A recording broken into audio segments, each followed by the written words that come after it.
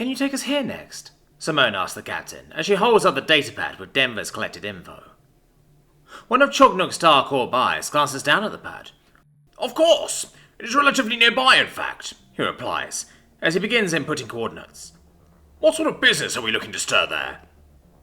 Hopefully none that buys us trouble. Just hoping to find someone who can help track down a place from my nightmares, the Terran answers with a tired voice. I see. Sounds about right these days. Ha ha. You can say that again, Simone chuckles, before popping her lower back. Thanks. As far as I can tell, it's going to be a bit of a rough place. Not too bad, but enough to keep our guards up. It's a freight yard station where deliveries get picked up and exchanged, legal or otherwise. Understood, the captain acknowledges with a nod. Good man, Simone says, with a pat on the side of the captain's seat. Chuck sits down on a small crate in the cargo bay as she observes the Grat couple playing a keep-away game with the excited, skittering SJ. Half of the entire bay has been converted into a shin-high maze of obstacles. Despite being an impressively speedy creature, the two Grat have little issue keeping it just the right distance away. The child attempts to counterweave around a bundle of cylindrical canisters, but the unfair viewpoint of Nodrin ultimately ends in a near miss of a leap. Their limbs spread wide like a sweeping net, but in their landing, SJ rolls up into a ball and somersaults back into the chase. The viewing Callie giggles as the undeterred child resumes pursuit. It's wonderful to see the Watafling fully recover from the recent stressful events. Chud doesn't know how much they understand the dire circumstances they were in, but Deathworlder or not, a child should exist in their blissful youth for as long as possible.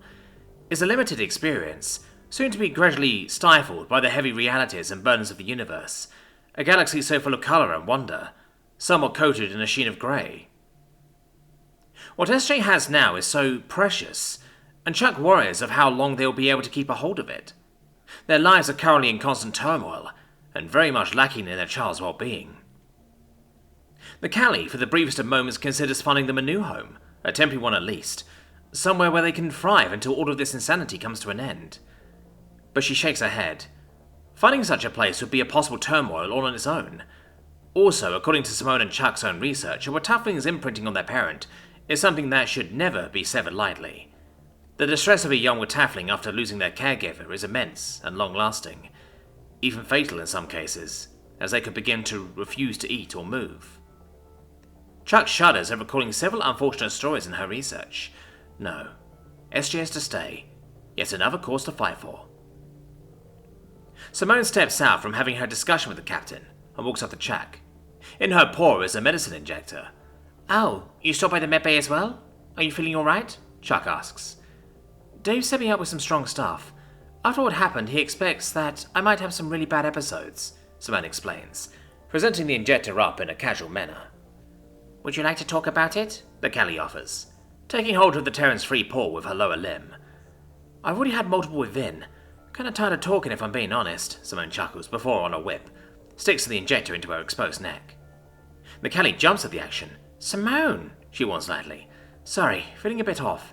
I think it's stress, Simone explains apologetically. Her eyes close, and as a few short moments pass, her tight shoulders drop. Chuck can tell immediately that the compound indeed hit the Terran hard and fast, though thankfully not in a negative way as of yet. Gets me all riled and angry just thinking about it, though I guess I'm more sad than angry. She was a good person once. To become that thing, it just hurts to see. It hurts so bad, Simone admits, her eyes gradually becoming more and more zoned out. I'm sorry, love. You don't deserve the past sticking its way back to you like that. I'm certain she was once a pleasant person, but she made her choices, and allowed herself to fall down that path. She also chose to keep that part of herself away from you until it was too late, Chuck assures as she squeezes the Terran's paw. I know, but she was the love of my life at the time, and we'd always be straight up with each other, sometimes a bit too much. Did she really think I would go along with it? Did she really think I would be capable of being that kind of person? I mean, if she could. Simone starts to ramble, before Chuck interrupts with a gentle headbutt to her arm. You've proved over and over again who you are, even when you were taken away from us and manipulated. The princess turns her head to the grass plane. You still didn't compromise who you are, and I have full confidence that you never will. You're so strong, Simone. A pillar with an unbreakable core. Face flushing from the compliment, the Terran shrugs. Feels more like being a lump of mud. No matter how hard you punch mud, it's still mud, she countered in jest. If so, you are the prettiest mud I've ever seen, Chuck chirps, while rubbing her head against the redhead. And you are just pure sugar sometimes, Simone replies with a joking wink, feeling the constant sweetness this woman exuded towards her. Thank you, Chuck giggled, before seeing Simone wobble a bit. How are you feeling? She asks. Simone breathes in and out before nearly flopping over to the floor. Shit. Dave may have overcorrected, Simone utters in a drowsy snigger. A tad annoyed and amused by her Terran's lack of forethought, Chuck stands up from the crate, still holding Simone's grasper.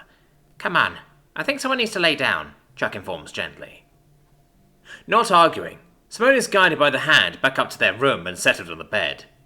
Chuck put on one of their favourite Terran shows, and stuck by her until the redhead's sleeping growl started. Even now, Chuck's instincts tell her to fear the sounds.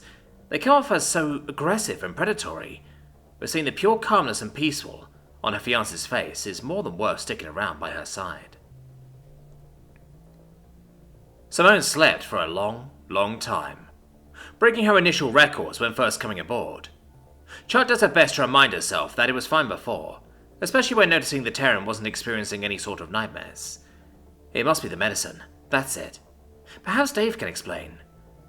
Oh, my dude. The stuff I tossed her way shouldn't be that gnarly. Like, she should have gotten the munchies and shit. But, sleeping for 20 hours? That ain't right, brah. I think it's best you get her to me ASAP, the medical machine says. Oh, okay, I'll get her, Chuck agrees before bolting out and straight down through the ship to their quarters. She finds the Terran unmoved and shallowly growling. Not wanting to bother her, she hasn't tried to wake the redhead. As the caddy places her lower limb on Simone's face to coax her awake, she recoils in shock. The Terran's skin temperature is incredibly hot. Not to a physically burning extent, but still incredibly abnormal and concerning. Not only that, but she is very damp to the touch. The closest experience to this state that Chuck could compare it to is right after Simone wraps up her workout or after romantic activities. But even then those cases weren't near this drastic state. Simone, please wake up, Chuck pleads, as she peels the wet blanket free from the Terran's body, revealing that this condition in fact affected all of Simone. The Terran opens her dry, cracked lips in an airless mumble. Her eyes only flutter slightly, unable to maintain any form of focus. Something is very wrong. We need to get you to Dave, Chuck informs on the brink of terror. But this time, Simone barely shifts, still stuck in a form of unconsciousness. Panicking, the caddy tries to pull the Terran off the bed. However, the dead weight of her arm is the most she can accomplish. Looking about, she paces and scratches at the sides of her head, trying to come up with a plan of action. Her mind first considers her power suit, but that gets overwritten by a far more obvious solution. Dashing free from her room, Chuck knocked rapidly on the Grat's door. Meek answered quickly and curiously, but before she can ask what this is about, Chuck is quicker to the drawer. I need your help to move Simone. She needs to get to the medbay right away, the caddy orders. We help, yes, Meek confirms, before waving over Nodrin to follow. Quickly filing into where the Terran still shows no sign of awareness, Nodrin taps the back of their hand onto Simone's chest. Illness, yes, need Dave, they affirm, before nodding to Miki to get on the other side to assist. Miki steps up onto the bed and crouches low to help lift the massive Terran into an upright sitting position, before slinging their shoulders onto the red-furred friend's arms as support. Then with careful consideration, they lift and rotate with some exerted effort. Stepping back down from the bed, Miki winces as the Terran's raw weight proves bearable. Okay, we go? She asks her bondmate. Yes, Nodrin confirms, as they begin to move the slashing Simone. Although they are not as tall as the redhead, and her feet drag along the floor, they are able to get to a reasonable pace once out in the hallway. Chuck closely follows along, coming up with another idea that may aid the situation further. Activating her comm, she connects directly to Seven. Yes, Chuck, they answer. Simone is ill. Mickey and Nodrin are carrying her, but we would very much appreciate your assistance, the princess says. On my way, the bot responds immediately. The sound of their hovering body clipping the mess hall doors rings out. Carefully dragging Simone down the stairs and into the cargo bay, the Grat meet up Seven. Take fast, Nodrin says, as they and Miki lift the Terran higher up for the bot to scoop up. Indeed, her temperature is in lethal range, Seven informs, as the princess carry the Terran back towards the medbay at thrice the speed the Grat managed. Obviously not comforted by this in the slightest, Chuck runs right behind the bot as a matched pace. Turning into the med bay itself, Seven is quick to lay the Terran down on the same medical bed she has grown quite used to. Dave doesn't say a word, instead finding it necessary to jump into action before Seven can fully pull away. Whatever his initial scans see, it's not worth wasting the minute processing to verbalize. He starts by dropping the temperature of the bed and placing connective cooling pads at all the sections of the body that have vital veins pulsing close to the skin. The goal is to lower the increasingly critical temperature. "Surgery is needed. Please evacuate," Dave finally spoke to the group witnessing. Not wanting to leave her fiancé alone in this dire situation, yet knowing she mustn't interrupt the machine, Chuck hesitantly backs out last. "You're going to be okay, Simone. I'm right here," she chirps with greying eyes, before the door seals itself shut. Even the clear walls tint to the point where nothing can clearly be seen through them, but the muffled sounds of what can only be drills can be distinctly heard. She was fine. She was just fine earlier," Chuck mutters in distress. Meek gently steps up next to the Callie and places a grasper on her back. "Simone has illness. Metal doctor treat. All okay," she tries to comfort. After what must have been several standard hours, the wall of the medbay clears back up. Having never left, the crew wrestle on the mess hall wall, though Chuck is the first to stand back up and rush the door. Thankfully, it opens to her. Coming in, she sees that Simone's bed is being replaced by a padded Shadow specialized cooling tub. Her head is purposely elevated and covered in a cap. Machines pump behind her, and a data screen shows that her vitals are stable. "Is she okay?" Chuck still asks, running up next to the unconscious Terran. "What happened to her?" "Brain infection. Her thinker was so swollen it nearly burst its casing. Had to get her venting, like, real quick. Nearly lost her." "Is there any damage?" the caddie pressed, as she hooks her lower limb on Simone's now cool arm. "It's possible, but I'm, pretty sure she won't have any long-term issues. Probably. The swelling is down and her fever is stubborn, but in control. Dave kicked the Reaper's ass once again. Booyah!" "Dave, please, what infected her? Was it something to do with the encoding?" Chuck inquired, barely holding herself together. Taking the hint, Dave reels back the personality a bit. "Yes and no. The extra bits blooming throughout her head was not the source, but it was the target. I extracted a sample of the virus and, well, it's something that I've never seen before. There is nothing quite like it on file. Terran viruses are otherwise. Calling it a mere virus is, well, it's completely synthetic. Almost like a nanobot, but smaller and more basic in design and function. It is my professional opinion that it was purposely made for our She-Hulk here, to destroy not only her head, but everything in it." Chuck turns to look at Simone's slumbering face, true anger striking at her two beating hearts. "They can't keep doing this to her. They will never leave her alone, not until she is extinguished," the Callie bitterly says. "Hasn't she been through enough?" Knowing the feeling of so many wanting to see her dead all too well, she hates the fact that the one she cares for the most is experiencing something so similar. It makes her more furious than anything that can be done directly to herself. Evil people stole her family from her once already, and now threaten to do it all over again. Simone didn't deserve this. Any of it. "Sit down," a female voice orders. Before Simone is a plain chair of simple and cheap quality. She immediately recognizes it as the same kind she used to sit in during high school classes. Seeing nothing else but dark void all around her, she complies. "Hello?" she says, her voice feeling as though there's nothing in the air to carry it.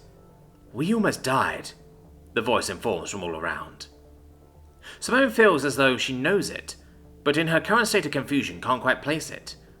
What is this? Who are you?" she demands out into the void. "Before you die, you need to get there." Looking around again, Simone feels as though the presence is all around her, as if the void itself is speaking. "Get where?" "Find it," the voice responds. "Find what?" Simone shouts, now starting to get frustrated. "Vermis? Is that you?" The Terran clutches her head as the squeezing pain makes itself known. "Find it!" "What? Find fucking what?" The pain is now unbearable, causing her to slouch down. "My tomb." Eyes opening in a flash, Simone stares up at the medbay's bright ceiling. "Morning, sunshine." What did I do this time? I don't remember. Simone forces out in a whisper. Nothing. Pinky promise. No. I'm sorry to say that someone really wanted to turn your brain matter into an indistinguishable smoothie of dead mush with a manufactured synthetic virus. Must have been your ex's farewell gift. The imagery of Sam flashes into her dizzy head. Of course. I can't feel much of anything, Simone says, trying to flex her legs and arms. Your fever has been a stubborn prick, even after I cleansed the virus, bitch, so I've been counteracting it the best I can. But you're gonna survive, my dude. Though, you've been out for nearly a month, so you're gonna need to take your time in recovery, Dave informs, as gently as he can. A month? I've been out cold for that long?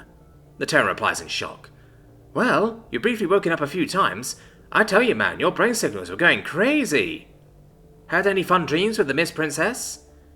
I don't remember waking up. Dude, considering the ringer your thinker went through, not surprising. What's the last thing you remember? I picked up a caddy in a bar. She almost got herself killed. Nice try, but seriously, my guy, Doc needs to know. Simone broke a curling smile. We all took a photo, and I think I talked to Chucknuck. Guess a bit fuzzy, she answered honestly. Glad to see you still got your signature sense of humor, jerk. But I had to shave your head, so, even Steven, bitch. Simone half the shallow laugh. Got me good. Where's everyone? She inquired, finally moving her eyes to glance around. Ouch! Good old constantly saving your ass on the brink robot Dave not good enough? My artificial feelings, brah. Will I ever recover?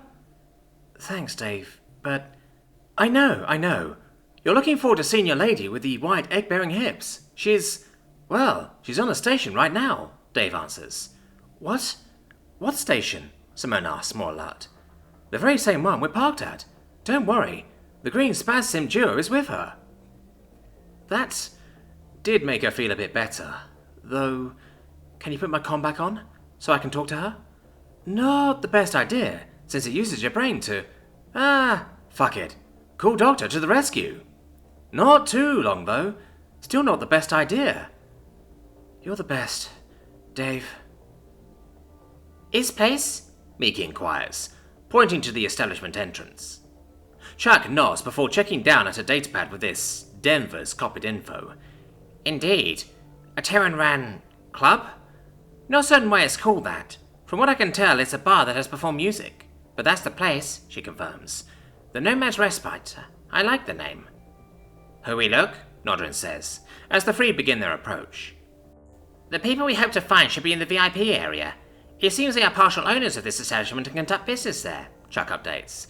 I've already attempted a remote call, but the only business they would discuss were performances. So I suppose an in-person interview is our best chance. Though I'm not very pleased to be entering another Terran bar. We keep Jack safe, no harm, Meek assures her, as they approach a large Terran dressed in black. He steps in front of the entrance with his arms crossed, eyes covered by a tacky, shaded strip of eyewear. Oh, excuse me, is there a fee for entry? Chuck chirps up. The Terran chews something in the back of his mouth, looking the trio up and down. Just looking for banned items. Welcome to Nomads, he replies, before sidestepping out of the way. Though he clearly gives the Grat a curious glance as they pass. Oh, thank you very much, the Caddy says, as she practically skips on in. To be completely and utterly honest with herself, she is impressed by the interior. The walls and furniture were all painted to resemble darkly stained wood, and although the lights were dimmed, the atmosphere was pleasantly calm. Sure, there are barking Terrans, but the mood is marvellously relaxed. The air itself is artificially scented like a forest, and the well-dressed staff courteously tend to the patrons' tables that reside along the walls and around a circular stage. Upon it is a single Terran playing a somber melody on a stringed instrument with an odd bow stick. She sits with it, telling a story without lyrics. It's quite beautiful to the princess. Nodrin rotates around Jack's side to get in between her and approaching Terran. Would you need assistance finding a table? He asks in a soft, kind, and professional tone. Chuck peeks around Nodrin, eyes glowing in this dim space. Oh, actually we were hoping to meet with some of the owners. We very much tried to get in contact by other means, but were unfortunately unable. They claim to be history seekers, she speaks, putting on her most innocent demeanour. The staff member reaches up to their rear, where a discreet lens hangs above. They are rather busy, I'm afraid. However, I will be more than happy to notify them of your request. Is there anything in particular I should mention? He says. Oh, please mention the name Denver and... Chuck trails off, very nearly tempted to give her full real name. Though of course that would be asking for trouble at a station like this. We have job, Nodrin speaks up. Really? Apologies. I'm afraid I don't quite recognize your species. The staff member responds curiously. Weak rat. Not speak GS well yet. New to stars, Nodrin explains. What an interesting job you must have then. Well, you have been granted permission to ascend the stairs over there. He points to the back corner, where the bar itself is stationed. Calling by it is a staircase that leads up to a second floor that overlooks the rest of the establishment. Another server will be there to sit you down. Oh, very well. Thank you so much, Chuck says, with an appreciative bounce. Of course. We hope you enjoy the show, the Terran said before dismissing himself. As directed, the three make their way past the bar, where all three pick up the intense aromas and musk from what's served, though the Grat were the only ones to enjoy it. Regardless, the Grat couple resists any bubbling curiosity to maintain a protective formation for the Callie to the ascending stairs. As they march up and around the staircase, the Terran playing music comes to an end, followed by both respectful and boisterous clapping of Terran paws. By the time they reach the top, the Terran leaves the stage barren. Greetings.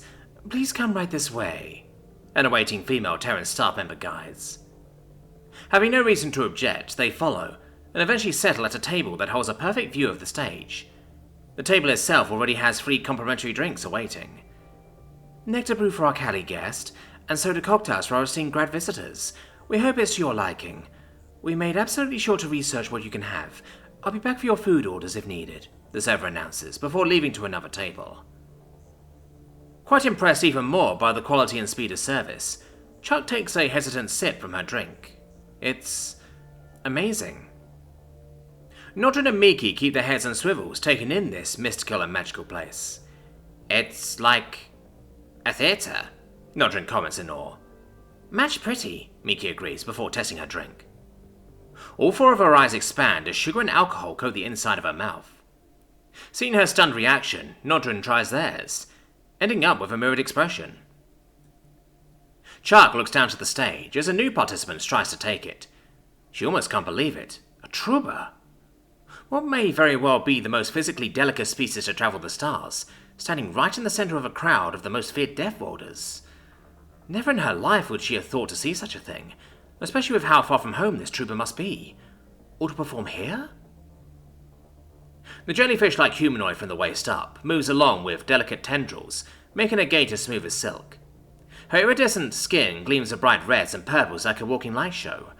Akali's eyes might as well be a glow stick by comparison. The trooper stops, invisible wind still carrying gentle momentum of her extremities. It's a pleasure to sing for you all once again. Her chorus of her voice speaks out, not needing any sort of amplifying gadget. It's at this time that Chuck realizes how severely silent all the Terrans are at this moment. No one dares utter a whisper of interruption to this performer. The trooper then, without the need for instruments, begins to sing a beautifully unparalleled symphony. Hundreds of sound and voices emit from this individual in a near-divine performance. The three are so enraptured, they don't notice the Terran taking a seat with them until he speaks up. Looking to speak with the local history seekers, eh? Chuck jumps in surprise to such a degree her legs go completely stiff. She closes her chest as her twin hearts race as if in great peril. This response makes the man chuckle in amusement. Meek pops up from under the table, taking the space between the Terran and Callie. Her expression is anything but amused. Lifting a hand and scooting a bit back, the man continues his entertained vocalizations. Can never help myself. Hi, the name's Brad. I work for the lady in charge, best history seeker outfit in the Galactic Quadrant. We hear you got a job for us, he introduces. Greetings, yes. We're very much hoping to acquire your services, Chuck managed to speak. Well, you caught our attention. What's the job? Brad asks. Chuck is unsure how to feel about this Terran. His demeanor is overly relaxed, almost uncaring. In addition, his partially balding head of dark fur and sharp eyebrows gives him an especially aggressive look, but he was acting friendly enough. She opens her mouth to respond, but it is then a call comes into the Callie's comm. She almost ignored it, if it wasn't for the name of the caller. Apologies, one moment, she states, before turning and accepting the call. Simone! Hey, guess you woke up in the medbay. Again? The weak but very much alive voice of Simone answers. I hear you're walking around the station. Everything alright? Oh, very much so. Conducting business right at this moment, in fact. It is so good to hear from you, though. How are you feeling, Lav? Like shit. But better if Dave is telling me right. Be careful, okay? Please? I'm not there to drag you out if you stupidly prance right into a bar again, Simone says. Trying to resist informing her of her exact current location, Chuck shivers. Don't worry, I'll be utmost careful, and the guys are doing splendidly in their duties, I assure you, she ends up saying. Good. Sorry to be out of commission like this. It's not your fault, love. I promise to be back as soon as I can, okay? I can't wait to see you, Chuck states, noticing the Terran close to her taking a bit too much interest in her side of the conversation. Right. See you soon. And be careful, Bo Peep. I love you too, Chuck finishes, before closing the call and turning to the man. Right, yes. We are looking for station debris from quite a long time ago. We have personal value with it. We know of its original coordinates, and we hope that your expertise could help track it down. I would offer your standard race, but from what I can tell from our contact's information... Denver, right? Brad interrupts. Yes, the Kelly confirms. Last time I checked, the guy kicked the bucket a bit ago. How do you know him? Brad presses. Oh, one of our crew knew him personally, Chuck answers. Who? The man says, as he leans forward. Simone Thatch. Don't know that name, the Terran mutters as he leans back and brushes his paw through his shallow beard. Guess you're gonna have to go for our boss, Thera. Very well. When can we speak with this Thera? Chuck asks. When she's done singing.